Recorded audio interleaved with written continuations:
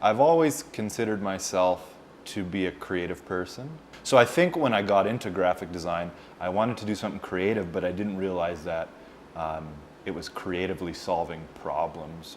I kind of wanted to do more fine art and visual arts and things like that.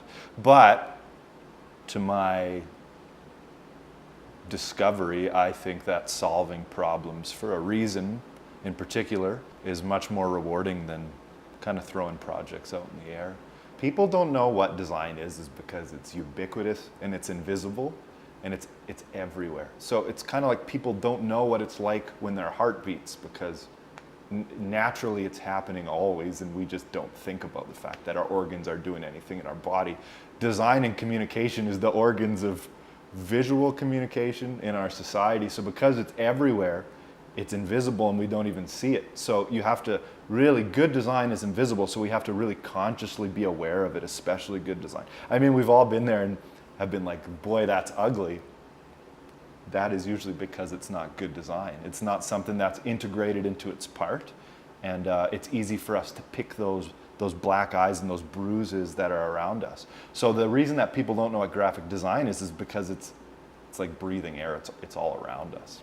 A good graphic designer notices everything, like is hyper aware. I'm not saying a good graphic designer maybe isn't like compulsively a perfectionist, but it's someone who does recognize the nuances of communication. So understanding why letters are spaced in a certain way, or why a certain color has been used, or why things are placed in a composition in a certain way. So it's a hyper awareness of those things.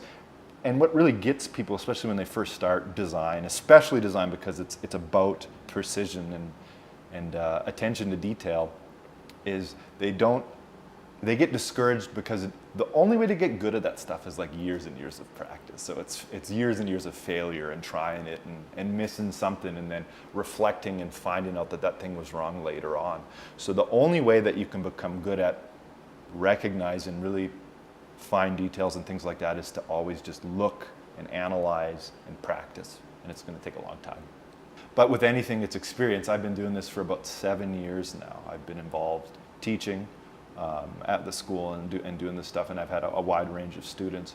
And I think one of the biggest things that I've learned from being a teacher and has improved my design sense is the kind of the ability to distill things down to its base denominator. So understanding that everything isn't obvious and everything needs to be articulated to its most almost like primal sense. So to be able to think about projects in that way gives me more ammunition when I'm working with clients, and it kind of sets me up for things that could go wrong a bit more. So I guarantee I wouldn't be the same designer I am today, not near as good if I didn't teach.